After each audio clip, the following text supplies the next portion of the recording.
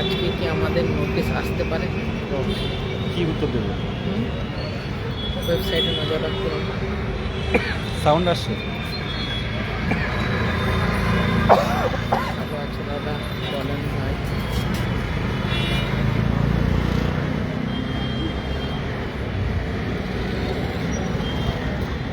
শুরু করছি।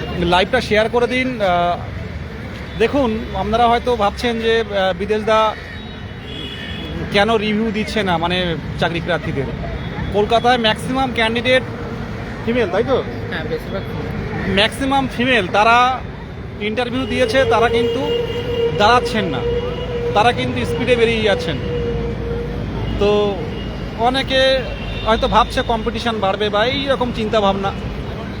তো প্রথম থেকে লাস্ট পর্যন্ত আজকে ছিলাম, যেহেতু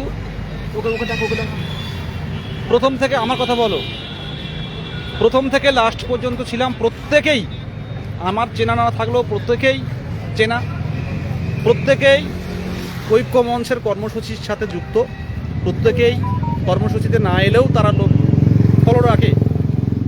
যত ক্যান্ডিডেট ছিল প্রত্যেকেই এগিয়ে এসছে, কথা বলেছে। আমরা যেটুকু জেনেছি। তবে যারা কোনোদিন মানে আমাদের কর্মসূচি কিংবা আইনি পথে সাহায্য করেনি, তারা ইন্টারভিউ দিয়ে ভালো হয়েছে দাদা বলে বেরিয়ে যাচ্ছে। তারা কিন্তু ভিডিও করতে অনেকেই চাইছে না, বা আমরা সেরকম আগ্রহও দেখাইনি, কারণ অনেকেই ভাবছে হয়তো কম্পিটিশান বাড়বে। তো যাই হোক, ইন্টারভিউ যেটা হলো, আমরা ইন্টারভিউয়ের কোনো সিলেবাস নেই। ইন্টারভিউয়ের আমার কথাগুলো খুবই গুরুত্বপূর্ণ, বারে বারে বলছি। অনেক এক্সপার্ট, অনেকে ইউটিউবার, অনেক স্যারেরা আছেন, ক্লাস নেয়। অনেক ইউটিউবে চ্যানেল আছে, অনেকে সুন্দরভাবে পড়ান, খুব ভালো লাগে তাদের ক্লাসগুলো দেখি। তো সবগুলো মিলিয়ে আপনার কনসেপ্ট রাখতে হবে। একজন শিক্ষক হতে যাচ্ছেন, আপনার একটা শ্রেণীকক্ষে কিভাবে শিক্ষার্থীদের আপনি তাদেরকে নিজের আয়ত্তের মধ্যে আনবেন, তাদেরকে কিভাবে তাদের আগ্রহকে আপনি দ্বিগুণ করে তুলবেন। আপনি তো একজন শিক্ষক, শুধুমাত্র শিক্ষক। সুভাষ কল করছে, দেখো তো কি বলছে।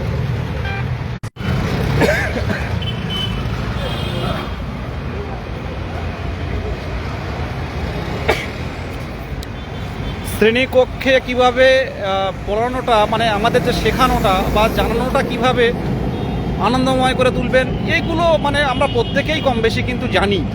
এবার এটা উপস্থাপনের উপর নির্ভর করছে। আজকে আমার সাথে আছে সুদূর পুরুলিয়া থেকে আমাদের ছোট ভাই, আমাদের দেশের আদি নাগরিক। খুব ভালো, ওকে নিয়ে অনেক ঠাট্টা করি যে তোমার তো সব মানে 23 বছর বয়স। আমাদের মানে তপশিলি উপজাতি সম্প্রদায়ের আমার ভাই, খুব কাছের, সকাল থেকে আমার সাথে পড়ে আছে। শুধুমাত্র প্রথম থেকে লাস্ট পর্যন্ত কি ইন্টারভিউ হচ্ছে সেগুলো শোনার জন্য। কেউ তো ভিডিও করছে না, তো বাধ্য হয়ে অনেকে মুখে বলছে, তাই আমরা একটু জানছি, এই আর কি। তো যেটা বলছিলাম যে আপনারা এই যে এখন যারা ইন্টারভিউ দিয়ে বের হচ্ছেন, আপনারা অবাক হয়ে যাবেন কত ইজিলি তারা বেরোচ্ছেন আস্তে আস্তে। প্রথম দিকে একটু অনেকে বলেছিল যে আপনি বাংলা, ঠিক আছে, বাংলা আপনি কি পড়াবেন, একটু ইংলিশে দিতে পারবেন। আমাদের প্রাইমারির মধ্যেই দিয়েছেন। এবারে কোন টেবিলে কি হবে কিছু বলার নেই। তবে 2022 সালের নিয়োগের মতোই শেষের দিকে তো আমি অনেকের সাথে কথাই বললাম, 3 মিনিট, 2 থেকে 3 মিনিট, 4 মিনিট, তার মধ্যে আপনাকে উপস্থাপন করতে হবে। ডেমো 1-1.5 মিনিট, 2 মিনিট, তাই তো? হ্যাঁ, একজন তো বললো 30 সেকেন্ড দিতে দেবে। মানে আপনার কথোপকথন এর উপরেই নির্ভর করবে আপনি কি পড়ছেন। আর অহংকার জিনিসটা ত্যাগ করতে হবে। অনেকের 28-29 স্কোর রয়েছে, অহংকার যে আমি পেয়ে যাব, কারোর প্রয়োজন নেই। এই অহংকারটা পরিত্যাগ করতে হবে। কারণ উপরওয়ালা বলে একটা জিনিস আছে, সৃষ্টিকর্তা বলে একটা জিনিস আছে, অহংকার হচ্ছে পতনের মূল। অনেকের যে 29 স্কোর, 28 স্কোর, 27 স্কোর, তারা ভেবেই নিচে হয়ে যাবে। প্রত্যেকে আইনি পথে সাহায্য করুন। আজকে আপনারা জানেন যে কারা কারা বাদ যাচ্ছে, কারা কারা আমি জানি না, যাদের নাম বলবো তারা আবার সংঘবদ্ধ হয়ে আমাদের বিরুদ্ধে যাবে। তো সেই জায়গাগুলো বলতে চাই না। আপনাদের যে জায়গাগুলো ভয় আছে, সেই জায়গাগুলো কিন্তু আমাদের যে ভয় আছে কম্পিটিশান যাতে বেশি না বাড়ে, সেই জায়গাগুলো কিন্তু দেখার জন্য আজকে আসা। সবগুলো মোটামুটি ঠিকঠাক আছে। এখন তো প্রাইমারি পর্ষদে কবে আবার ইন্টারভিউ হবে এখনও যাওয়া সম্ভব না। আমরা যেহেতু প্রসেসে ঢুকে গেছি, প্রাইমারি পর্ষদ কারোর সাথে কথা বলছে না। প্রাইমারি শিক্ষা পর্ষদ কোনো সাধারণ ক্যান্ডিডেটের সাথে কিন্তু আর কথা বলছেন না কোনোভাবেই। সুতরাং যা আমাদের ওয়েবসাইটে নজর রাখতে হবে।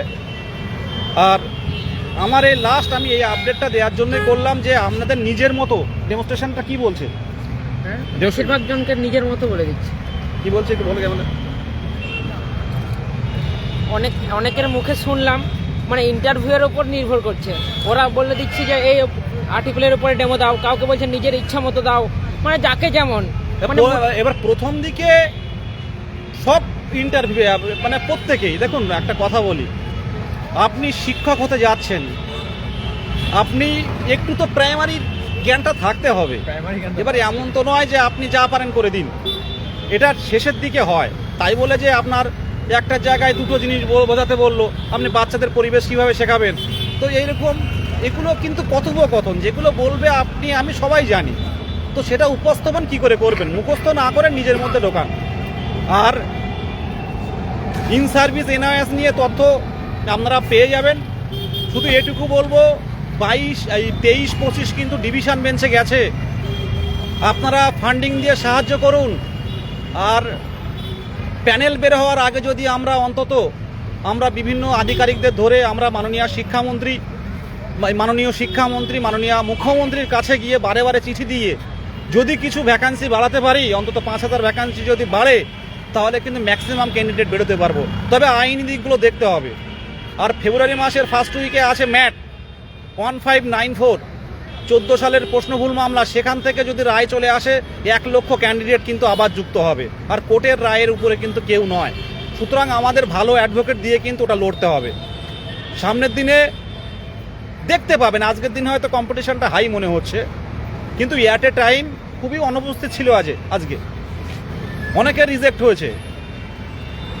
সামনের দিন আইনি প্রসেসগুলো তো দেখছি আমরা, সেই জায়গাটা আপনারা কেন ছাড়বেন? যারা বৈধ ডিএলএড টেট উত্তীর্ণ তারা পড়ছেন বাড়িতে, তবু আইনি পথে সাহায্যটা করবেন। আমার এটা রিকোয়েস্ট আমার দিক থেকে। আপনারা 2026 সালের শেষে বা 2027 সাল পরবর্তীকালে যে নিয়োগগুলো হবে, সেই নিয়োগের সময় ভাববেন, অন্যরা বলবে আপনি চাকরি পেয়ে যাবেন, তখন বলবেন আমরা চাকরি পেয়ে যাব, তখন বলবে যে ওরা পদক্ষেপগুলো নিয়েছিল, ওরা পরিশ্রম করেছিল বলে আজকে আমরা স্কুলে বসতে পারছি। এই নামটা করবেন, আইনি পথে সাহায্য করুন। এই 58,000, 40,000, 35,000 অনেক ডিএলএড অনেক ফর্ম ফিল আপ করেছে, কিন্তু বাস্তবে কি শেষ পর্যন্ত কতজন থাকবে? আইনি পথে কিন্তু লড়াইটা করে যেতে হবে। সব কথা কিন্তু আমি বলতে পারছি না। আর বিশেষ করে তাদের বলবো, যারা বড় স্কোর নিয়ে আছেন, আজকেও অনেক বড় স্কোর এসেছিল, ইন্টারভিউ কিন্তু কারোর হাতে নেই, ঠিক আছে? সুতরাং বলবো আইনি পথে আমরা ন্যায্য দাবির পথে যদি কিছু কম্পিটিশন আমরা কমাতে পারি, সেক্ষেত্রে কিন্তু আর কিছু ভ্যাকেন্সি যদি বাড়াতে পারি, এটা প্রত্যেকের কাছে কিন্তু এটার মতো মঙ্গলজনক আর কিছু হতে পারে না। ইন্টারভিউ টেবিলে যতক্ষণ বসিয়ে রাখা হচ্ছে, হ্যাঁ ভালো আছেন, আপনার ছিল ইন্টারভিউ? মানে আপনি আপনার সাথে সেরকমভাবে দেখা হয়নি, কিন্তু আমি তো বাইরে চাকরি করতাম বলে একটা প্রাইভেটে। এই দেখুন, বাইরে চাকরি করতেন, তাই এইরকম এই যে ভালোবাসা, এই যে কাছে এসে দাদা কেমন আছেন, আমি কোনোদিন আপনাকে সামনাসামনি দেখা হয়নি।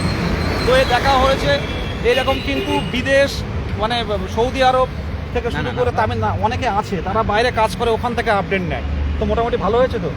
হ্যাঁ, আপনাকে ফিজিক্যালি আসতে পারেনি, আপনাদের বেসরকারি কাজ, কিন্তু আপনি যখন দেখেছেন ফিজিক্যালি আসতে পারেননি, একটা বেসরকারি মানে ফার্মে বাইরে চাকরি করেন, কিন্তু আইনি পথে সাহায্যটা কিন্তু ঠিক টাইমে করে গেছেন।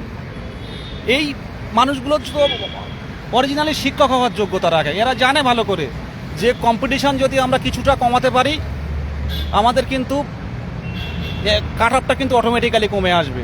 আজকে 35-40 হাজারের মতো ফর্ম ফিল আপ হয়েছিল 2022 সালের নিয়োগে। 2014-17 যে নিয়োগটা হয়েছিল যাদেরকে, তারা পরপর কিন্তু আইনি পদক্ষেপগুলো করে তারা কিন্তু শেষ পর্যন্ত কিন্তু সেটা 15,000-এর গায়ে নিয়ে এসেছিল, তাই তো? শেষ পর্যন্ত 15,000-এর গায়ে নিয়ে চলে এসেছিল।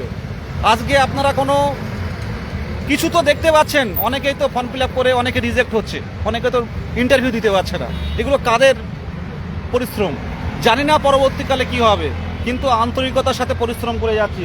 আজকে প্রথম ইন্টারভিউ দিনে যে ভালোবাসা, এটা কিন্তু আমার এই অনুভূতিটা অন্যরকম। যে ঐক্যমঞ্চ, যে গত 2.5 বছর ধরে রাজপথে অচেনা মানুষ ছুটে আসছে, দাদা কেমন আছো, এই সামনে তোমাকে দেখছি, আর চেনা তো আছেই। এই আমাদের প্রথম যখন ঐক্যমঞ্চ ছিল, আমাদের এক বোন, পূর্ব মেদিনীপুর বাড়ি, আজকে ইন্টারভিউ কতক্ষণ সময় নিয়েছে? 5 সাথে হবে। মিনিট 5 সাথে হ্যাঁ মোটামুটি ভালো হয়েছে। হ্যাঁ, আমার যা জিজ্ঞেস করেছেন মোটামুটি সবই বলতে পেরেছি। আর ওনারা ভীষণ কোঅপারেটিভ, এখানে ভয় পাওয়ার কিছু নেই, ওনারা ভীষণ হেল্পফুল। যে যা নিজে যতটা ভালো প্রিপারেশন নিচ্ছেন ততটা ভালো প্রিপারেশন নিয়েই আসুন। সবার ইন্টারভিউ ভালোই হবে, তবে শেষ কথা একটাই, যেমন আমরা 2023 সাল থেকে পথের লড়াইতে লড়ছি, আইনি লড়াইতে লড়ছি, সেভাবে এই শেষ সময়ে এসে কিন্তু আমাদের আবারও এই পথের লড়াই, আইনি লড়াইতে প্রত্যেককে পাশে থাকতে হবে, যাতে আমাদের 22 স্টেট পাস সকলের চাকরি সুনিশ্চিত হয়। এটাই আমাদের দাবি, যে আমরা নিজেদের বাঁচানোর জন্য, নিজেদের চাকরিটা, হকের চাকরিটা, অধিকারটা আদায় করার জন্য প্রত্যেকে আমরা রাস্তায়ও থাকবো, এবং তার পাশাপাশি আইনি লড়াইয়ে যথাসম্ভব নিজেদের সাধ্যমতো চেষ্টা আমাদের করবো নয়, করতেই হবে। না হলে এই শেষ সময়ে এসে আমাদের চাকরি পাওয়াটা কিন্তু অনেকের অনিশ্চিত হয়ে যেতে পারে। তবে আমরা সবাই একসাথে ঐক্যবদ্ধ হয়ে লড়বো, যাতে সবাই আমরা চাকরিটা পেতে পারি। আজকে বনে আছে বিকাশ ভবনের সামনে আমরা এই এপিসি ভবনের সামনেই কতবার এমন হয়েছে, আন্দোলন করে এই রাস্তায় আমরা শুয়ে পড়েছি। 5 জন এসেছি আমি, বিদেশ দা, সুভাষ দা, মোহিত, আরও এরকম 4-5 জন এসে এই মানে এপিসি ভবনের সামনে আমার এটা দেখে এখন চোখে জল আসে, গায়ে কাঁটা দেয়, যে আজকের আমি আবার ইন্টারভিউ দিতে আসতে পেরেছি, কিন্তু তার লড়াইটা আমাদের কত ছিল, কত আইনি লড়াই, কত পথের লড়াই। এখানে আমরা রাস্তায় শুয়ে পড়ে আন্দোলন করেছি, পুলিশ এসে আমাদের তুলে নিয়ে বিধাননগর থানায় 4 ঘন্টা 5 ঘন্টা ধরে আটকে রেখেছে, রাত্রে ছেড়েছে, বাড়ি ফিরতে পারিনি। এই বিদেশ দা, সুভাষ দা, পার্থদীপ, মোহিত, আরও যারা আছে প্রত্যেকে, আমি একা মেয়ে কোনো সময় দাদাদের সঙ্গেও আন্দোলনে এসেছি, তখনও দাদারা এত সাহায্য করেছে, মানে সেটা বলার কথা নয়। আজকের এই জায়গায় এসে আমার চোখ থেকে জল পড়ছে, যে আমাদের এতদিনের লড়াই সার্থক হয়েছে। তবে এখনো লড়াইটা শেষ হয়নি, সেই শেষ লড়াইতে আমাদের প্রত্যেকে আইনি লড়াই লড়ে আমাদের যেগুলো আমরা নিজেরা হকের দাবি সেগুলো আদায় করে নিতে হবে, এবং যারা আমাদের সঙ্গে বসার যোগ্য নয় তাদেরকে আমরা আইনি লড়াইয়ে যেন বাদ দিতে পারি। সেহেতু সবাই পাশে থাকুন, সবাই ঐক্যবদ্ধ থাকুন, আর মন দিয়ে পড়াশোনা করুন, ভালো প্রিপারেশন নিন, এবং তার সাথে আইনি চেষ্টাটাও, লড়াইটা সবাই চালিয়ে যান, সবাই সাধ্যমতো পাশে। ধন্যবাদ, আমাদের ধন্যবাদ বোনকে, ছোট বোনকে। কটার সময় ঢুকেছিলে তুমি? আমি 5টা 10 ওখানে 5টা 10-এ ডেকেছিল? মানে আমি ঢুকেছি, মানে ইন্টারভিউ দিতে কতক্ষণ লেগেছিল? আমার রিপোর্টিং টাইম 2টো ছিল। যাই হোক, যেটা বললেন আপনারা ভালো করে জেনেছেন। সত্যি কথা বলতে কি, এটা একটা অনেক দিনের, আমাদের দীর্ঘদিনের কিন্তু পদক্ষেপ। আমি আবারও বলছি যে আমরা যদি ঠিকঠাক যদি আইনি পথে বিষয়গুলো দেখতে পারি, আর সরকারি আধিকারিক, মাননীয় মুখ্যমন্ত্রী, শিক্ষামন্ত্রীর কাছে যেতে পারি, যদি কিছু ভ্যাকান্সি চেষ্টা করব। সত্যি কথা বলতে কি, ইন্টারভিউটা হয়ে গেলে তারপরেও কিন্তু ভ্যাকান্সি স্যাংশন হয়। আমরা আইনি পথে সাহায্য করুন। 22-23-25 যারা আছে, যারা সিঙ্গেল বেঞ্চে হেরে গেছিল, তারা কিন্তু ডিভিশন বেঞ্চে গেছে, আর ডিভিশন বেঞ্চে আজকে কিন্তু হাইকোর্টে আমরাও কিন্তু লড়াইটা দেব। প্রত্যেকেই যারা বড় বড় স্কোর নিয়ে বাড়িতে বসে আছেন, একটু জেগে উঠুন, পড়াশোনার পাশাপাশি আইনি দিকগুলো কিন্তু ভাবা উচিত। এটুকু বলে শেষ করব। ডেমনস্ট্রেশন নিয়ে বোন বললো, প্রত্যেকেই বলছে ডেমনস্ট্রেশন নিয়ে চাপের কিছু নেই, আমাদের স্বাভাবিক যে পড়াশুনো সেটা করুন, আর সাহস থাকুক, আর উপরওয়ালা সৃষ্টিকর্তার উপর ভরসা রাখতে হবে, এটুকুই।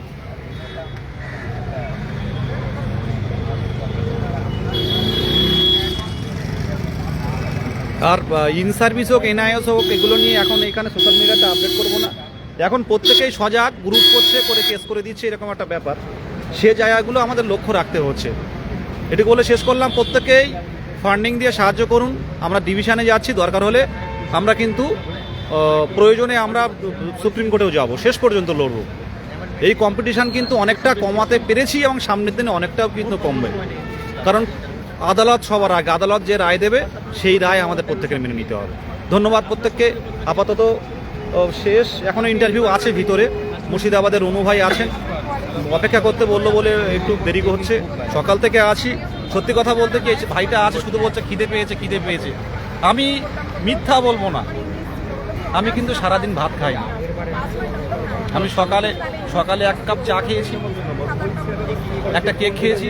আর সেখানে আমাদের অনেক প্যারাটিসাররা এসেছিলেন, তারা কেক বিস্কুট খাওয়ালেন, অমিত রুটি খেলো, তো খেলাম আর একবার চা খেলাম, 3বার চা। খিদে নেই যতদিন না পর্যন্ত একটা কিছু না করতে পারছি। একটা মানসিক প্রেশার থেকে যাচ্ছে। আজকে কলকাতায় যারা ইন্টারভিউ দিয়েছে তারা কিন্তু মানসিক শান্তি পেয়ে গেছে। যাই হোক, প্রত্যেকে ভালো থাকবেন। আর প্রত্যেকের কাছে বলি, একটু আশীর্বাদ, একটু দোয়া করবেন, প্রার্থনা করবেন, যাতে এই অমিত ভাই একদম সকাল থেকে এসছে, আজকে আমিও এসছি, যাতে যারা পরিশ্রম করছে তাদের ফলটা যেন ঠিকঠাক পায়। এটুকুই। প্রত্যেকে ভালো থাকবেন। আর এক্সট্রা কারিকুলামের কথাটা বলছি, এক্সট্রা কারিকুলাম নিয়ে আপনারা বিভ্রান্ত হবেন না। বড় বড় বই থাকুক, বড় বড় জার্নাল থাকুক, আমি আবারও বলছি, যারা বিভ্রান্ত ছড়াচ্ছে, এক্সট্রা কারিকুলাম নিয়ে সাবধান হন। এক্সট্রা কারিকুলাম প্রচুর ভেরিফিকেশন হচ্ছে, সব বাদ। আপনারা বিভিন্ন সোশ্যাল মিডিয়াতে দেখতে পাচ্ছেন, এগুলো নিয়ে বিভ্রান্ত হবেন না, আমার দিক থেকে বলছি। আর যারা যা করছে করতে দিন। আগামী দিনে কোনো ভুলভাবে কোনো কিছু হলে চাকরি যাবে। আর এখানে যা ভেরিফিকেশন হচ্ছে, এটা নিয়ে ভাবনা চিন্তার কোনো কারণ নেই। একজনের কমেন্ট দেখলাম, আমি নিজে থেকেই বলছি, যোগ্য ক্যান্ডিডেটরা নিয়োগ পাক, স্কুলে যাক, এটুকুই।